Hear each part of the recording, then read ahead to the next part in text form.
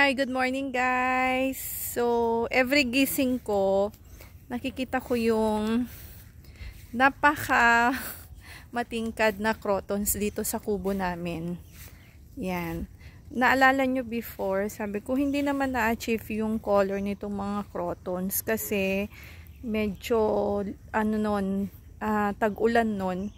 Then dumaan yung napakainit na panahon. Look at them, oh. Naging ganyan po sila. Lumabas na yung color. Yung problema ko, hindi ko ma-achieve yung color. Ayan na sila. Ang gaganda ng color ng mga crotons. Yan, look at this. Ito na propagate ko na marcot ko na to eh. Yan, ito bagong marcot. Nandoon na nag-stable na yung baby niya. Yan, grabe oh.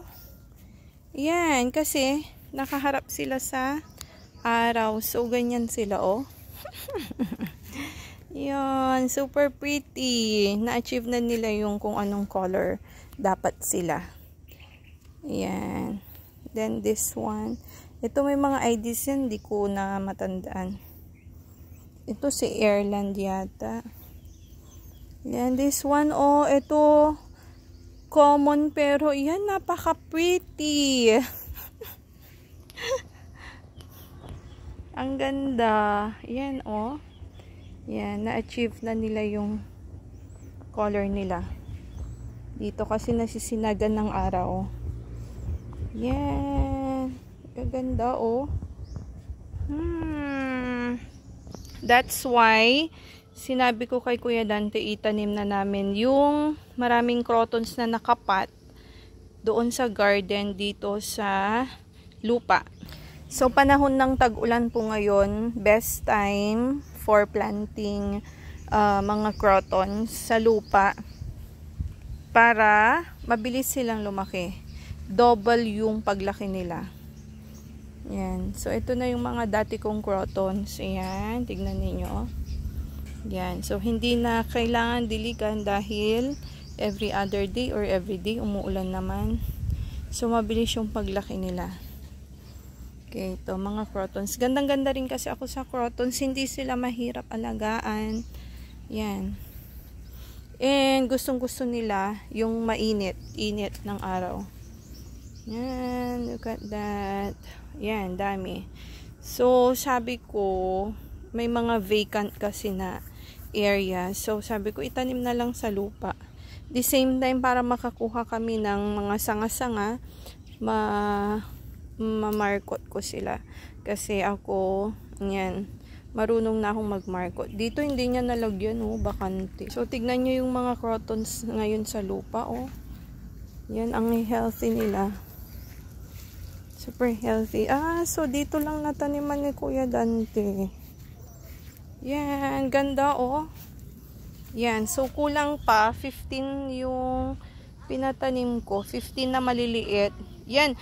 So at first green, pero pag lumaki na sila magi-yellow, ma-achieve na yung color. This one oh. Crotons yan, yellow na yellow. Yan, may mga bakante, hindi niya nataniman lahat. Yan, look at that. Yan, dito yan, kasi walang nakatanim dito. So, yan, tinatanim ko lahat ng mga crotons. Yan ang color nila, pero pag naarawan yan, ma-achieve na yung tunay na color. Ang galing magtanim ni Kuya Dante, nakatalikod talaga. Dapat, pero ito, kusa siyang haharap sa araw. Ito yellow dapat to na pinkish, pero yan o, nasa shaded area kasi, hindi nasisikat na ng araw, kaya ganyan yung color, nag pure green siya. Yan, so ang mga bagong tanim naming crotons, yan din o, naka side view. Ang galing ni Kuya Dante magtanim. Kung hindi nakatalikod, naka side view.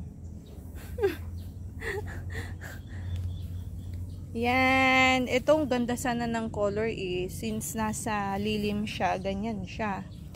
Yan din. Okay. So, yan mga bagong tanim namin. Abangan nyo guys. Kung gaano sila magiging maganda. Yan, tingnan natin.